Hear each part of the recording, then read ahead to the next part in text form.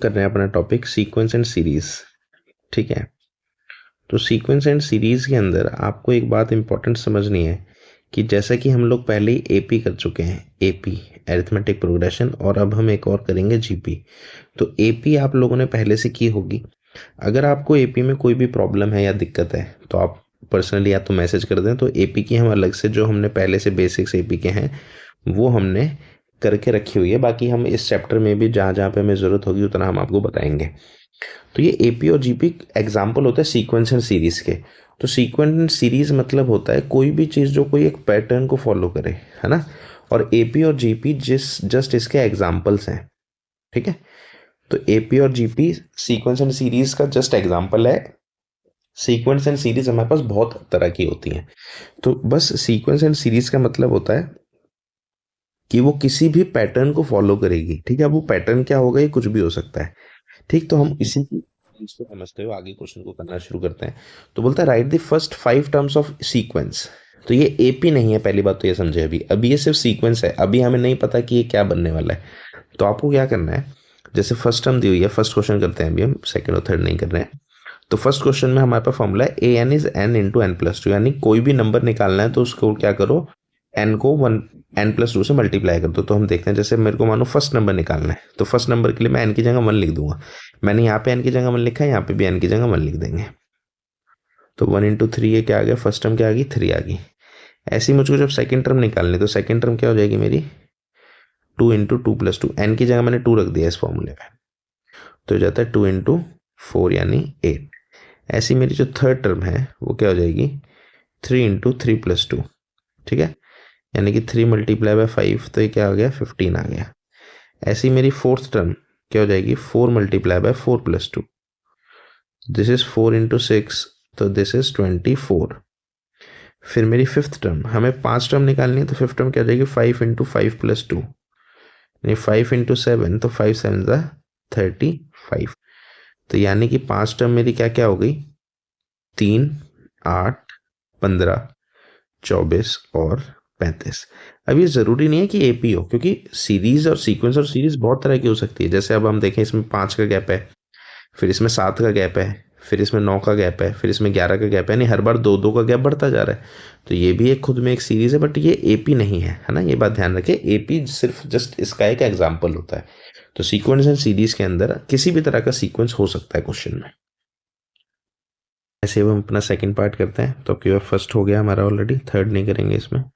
तो second part में A N का फॉर्मूला है एन अपॉन एन प्लस 1। तो जब मेरे को फर्स्ट टर्म निकालने होगी तो मैं एन की जगह 1 लिख दूंगा, तो दिस इज 1/2। ऐसे जब मुझे सेकंड टर्म निकालनी है तो मैं एन की जगह 2 लिख दूंगा, 2 + 1 2/3। जब मुझे थर्ड टर्म निकालनी है तो मैं एन की जगह 3 लिखूंगा, 3/3 + 1, दिस विल बी 3/4।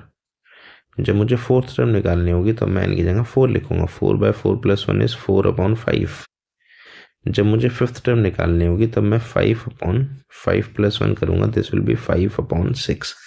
तो मेरा जो सीक्वेंस और सीरीज है वो फर्स्ट नंबर क्या होगा, 1/2 2/3 3/4 4/5 और 5/6। तो दिस इज माई सीक्वेंस और सीरीज बन गई। ठीक है, अब ये एपी है या नहीं है वो बात की बात है।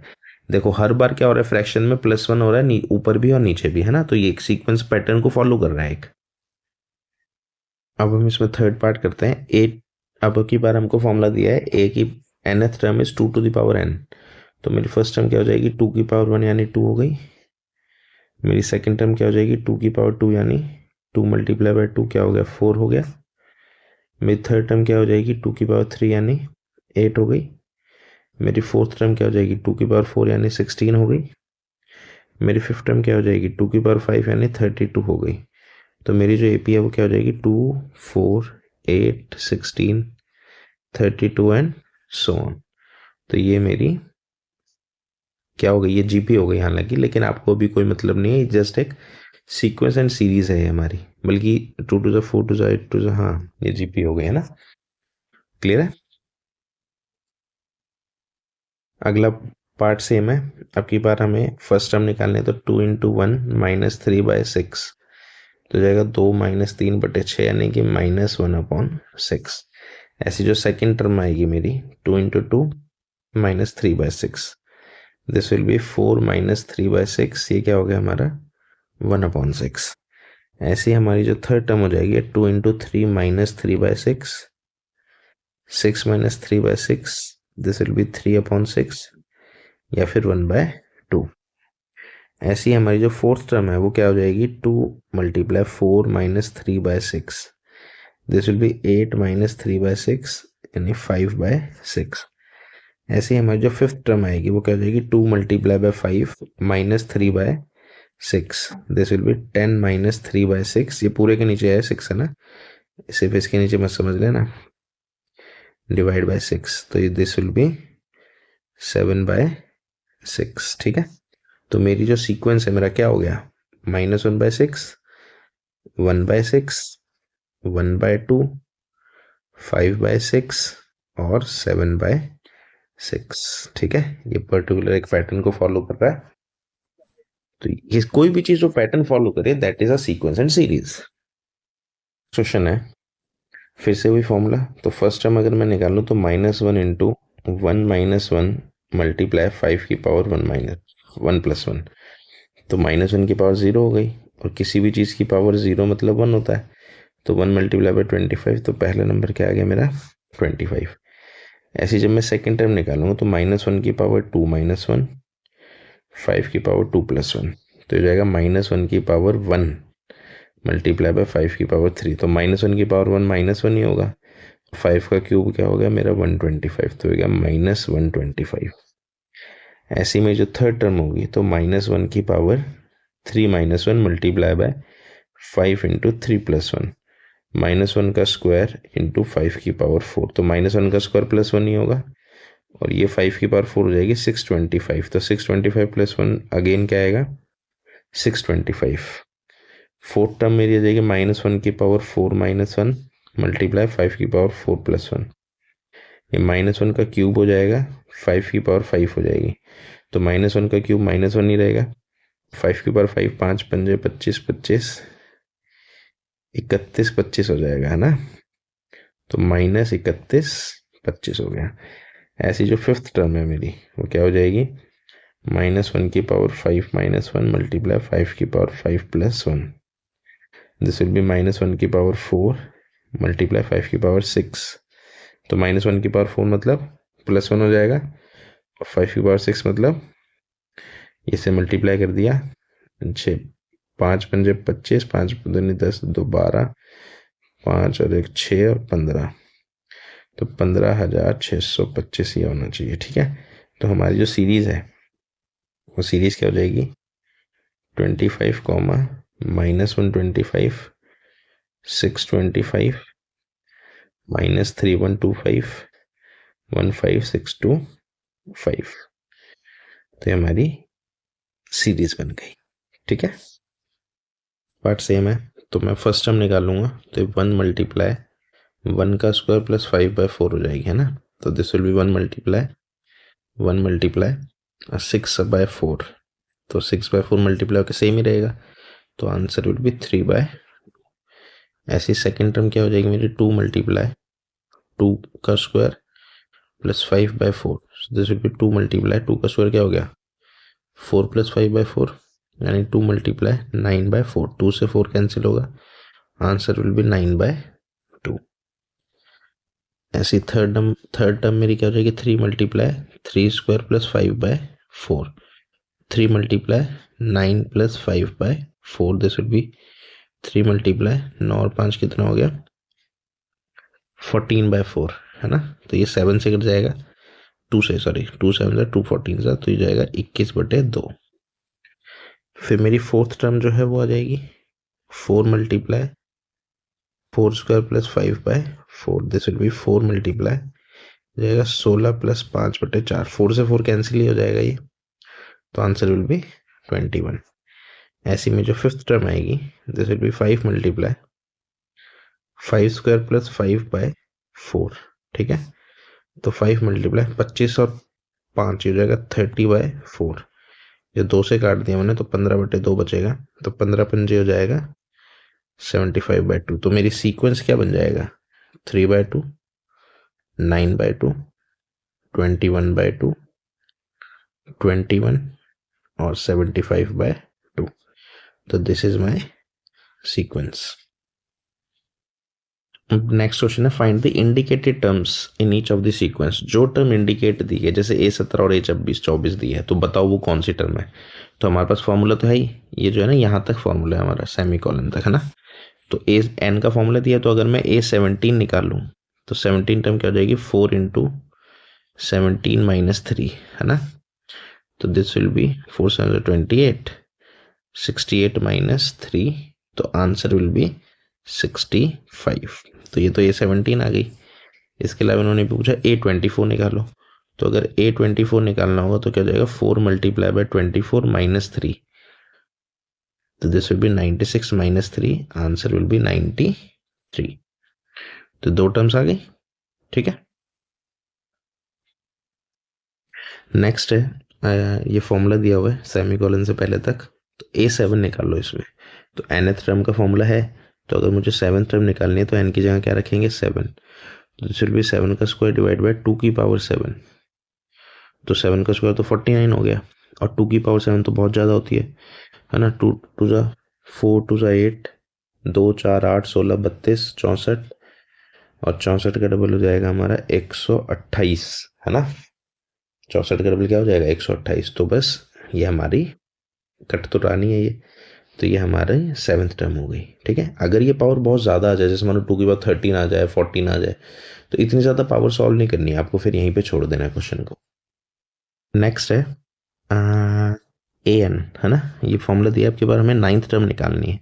तो 9 टर्म के लिए क्या करा, a और 9 असल में एक जैसा लगता है, A9 मेरी राइटिंग में 9 - 1 × 9 का क्यूब है ना। तो दिस विल बी -1 की पावर 8 हो जाएगी, और देखो होता क्या है, 9 9 × 81 × 9 हो जाएगा ये।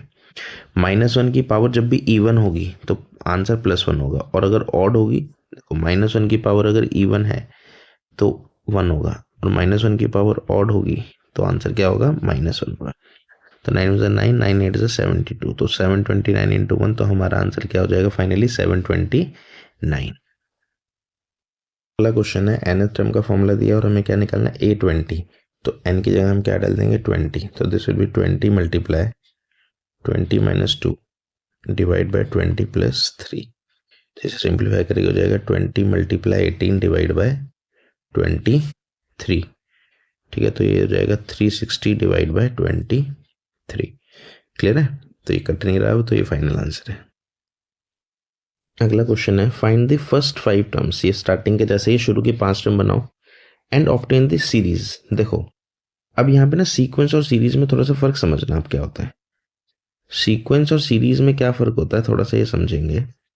जैसे मानो सीक्वेंस है मेरा 2 5 3 बढ़ गया, फिर 4 बढ़ा देते हैं 9, फिर 5 बढ़ा देते हैं 14, फिर 6 बढ़ा देते हैं 20। ये मेरा सीक्वेंस है, इसमें एक प्रॉपर पैटर्न फॉलो हो रहा है। लेकिन अगर इसी को मैं प्लस करके लिख दूं, 2 + 5 + 9 + 14 + 20, तो ये सीरीज हो गया। तो सीक्वेंस और सीरीज में कोई खास फर्क नहीं होता, एक ही चीज है, बस सीरीज में क्या होता है, प्लस करके लिख देता है, ठीक है। तो इतना इंपॉर्टेंट भी नहीं है एग्जाम से रिलेटेड, बस ये है कि जब हम टॉपिक पढ़ रहे हैं तो आपको एक एक वर्ड के बारे में पता होना चाहिए कि क्या चीज एग्जैक्टली क्या होती है। तो अब इसमें फर्स्ट टर्म दी हुई है हमें 3, ठीक है। तो इसके अलावा हमें बाकी टर्म्स निकालने हैं, तो भाई फर्स्ट टर्म लिख देता हूँ मैं डायरेक्ट, 3 है, इसे सॉल्व नहीं करना है ना, क्योंकि दे ही रखी है वो। तो सेकंड टर्म यहाँ से शुरू करोगे, क्योंकि n की वैल्यू आपको 1 से ज़्यादा डालनी है इसमें। तो सेकंड टर्म यहाँ पे डालेंगे, हमारा फॉर्मूला ये है ना। इसके अंदर अगर मैं वैल्यू डालूँ तो हो जाएगा 3a। a क्या है, a मतलब कि फर्स्ट टर्म, a मतलब जो भी टर्म है, खाली a होगा तो फर्स्ट टर्म, और जो भी नंबर होगा। तो 3 × a⁻² 1 + 2 हो गया ये, है ना। तो अगर मैं इसे सिंप्लीफाई करूँ, मल्टीप्लाई हो रहा है, तो जाएगा 3 × a⁻1 + 2, और a1 की वैल्यू हमें ऑलरेडी 3 पता है यहाँ पे। तो 3 × 3 + 2, तो ये थोड़ा सा हटा देते हैं इसको, तो ये जाएगा दिस विल बी 9 + 2 यानी कि 11, ठीक है।